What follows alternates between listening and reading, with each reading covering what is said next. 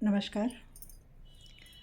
आज हमारे पास तमाम तरह के झंझट हैं जीवन में, तो इन सब से निपटने के लिए या इन सब को सुलझाने के लिए और अपने दिमाग को शांत रखने के लिए मेडिटेशन करना आवश्यक है। मेडिटेशन में भ्रामरी प्राणायाम बहुत पावरफुल प्राणायाम होता है।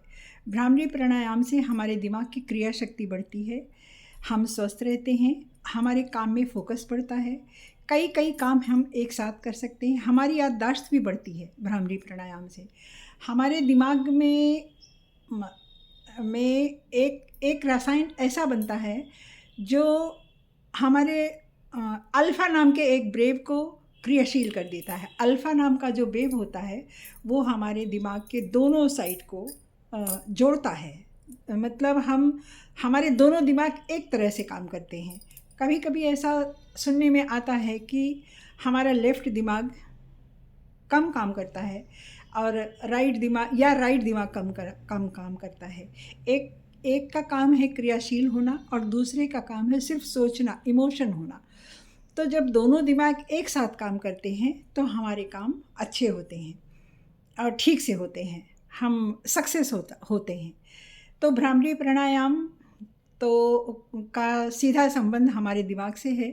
इसके अलावा एक और बॉडी की एक्सरसाइज होती है जो हाथों को इस तरह से करने से होती है, ऐसे करने से होती है या ऐसे करने से। हाथों को इस तरह से कीजिए, इस हाथ को एक बार दाहिने घुटने पे, फिर एक बार बाएं घुटने पे, इस तरह से लगाने से भी ये हमारा दोनों दिमाग एक साथ काम करता है और हमारे दोनों दिमाग जुड़ते हैं।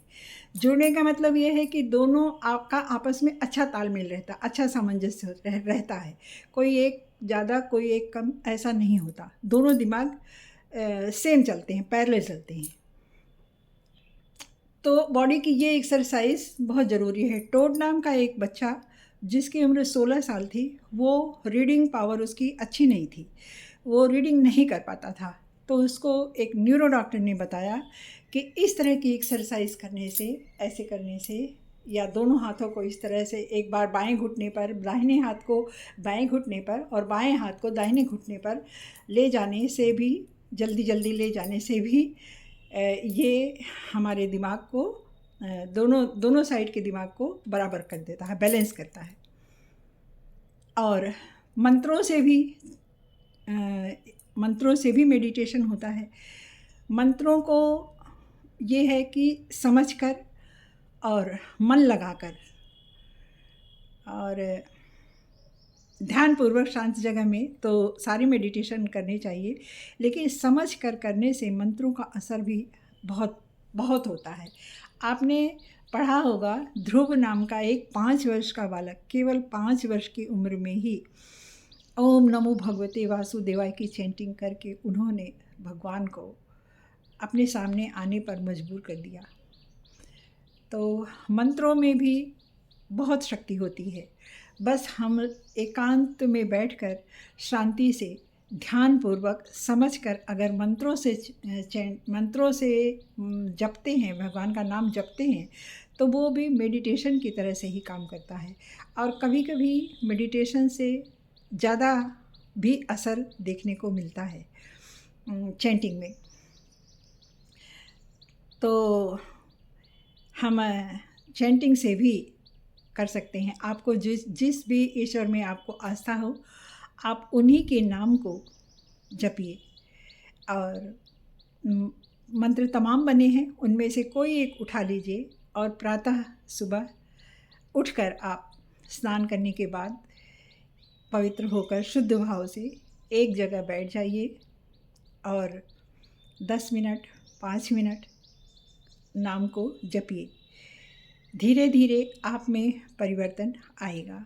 ये निश्चित रूप से है कि परिवर्तन आएगा, ये निश्चित रूप से है कि परिवर्तन होगा और आपके काम बनने लगेंगे, आपका दिमाग भी स्वस्थ रहेगा, आपकी क्रिया शक्ति बढ़ेगी और आपकी बॉडी भी रेगुलर हो जाएगी। जैसे किसी को है निद्रा नहीं आती, किसी का मन उद्विग्न रहता है, किसी को हमेशा कुछ न कुछ जैसे लगता है कि थकान लग रही है, आलस लग रही है, उदासी है, तो ये सब चीज़ें धीरे धीरे दिमाग से हट जाती हैं और हम फिर अच्छी तरह से अपनी लाइफ को ले चल पाते हैं और पढ़ने वाले बच्चे अच्छे से पढ़ाई कर पाते हैं और काम करने वाले लोग अपना काम अच्छे से कर पाते हैं।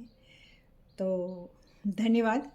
ये होता है चैंटिंग का और मेडिटेशन के लाभ। इसे हर आदमी को ज़रूर करना चाहिए, आदमी हो या औरत, सबको करना चाहिए, ज़रूर करना चाहिए।